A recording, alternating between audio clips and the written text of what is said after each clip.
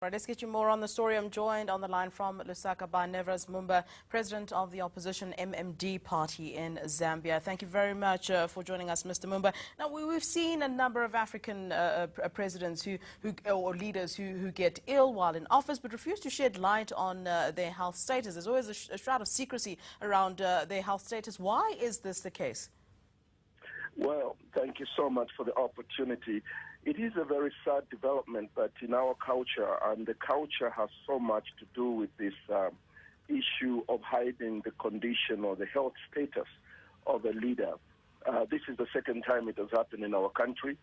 We lost President Nevers Mumba in a similar fashion, and the government found it very difficult to disclose the condition of the president. And now we have repeated it. I think there's a cultural belief that a leader's condition should not be talked about. That's number one. Number two, there's also the assumption that if the health of the leader is revealed, there will be demands from across the country for the leader to step down. Yeah. And, that would affect a lot of lives that depend on that particular leader. So it is unfortunate that we have this thing repeating itself twice. And I hope that moving forward, Zambia would do much better. Not that we want anyone to die in office again, but we hope that we can learn from what has happened. Mr. Mumba, I mean, these deaths often lead to power struggle and sometimes affect the leader's ability to really deliver on promises.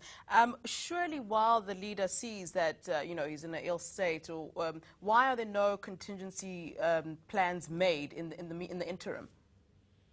Well, I think that the way our constitution is the powers of the president are immense. And therefore, a lot of his colleagues around him are unable to discuss matters that are talking about the future. For instance, if the president is sick half the time, it means that they are not going to deliver on their promises like it has been happening. And so that's one problem. And then succession becomes complicated because no one wants to talk about who is going to take over from him because it's a taboo culturally. And so this is really something that we must run away from and embrace democracy and freedom of expression and speech in order for us. I mean, having said all this, are we likely, though, to see a smooth transition in Zambia? Well, I think that Zambians are known for opting for the way of peace.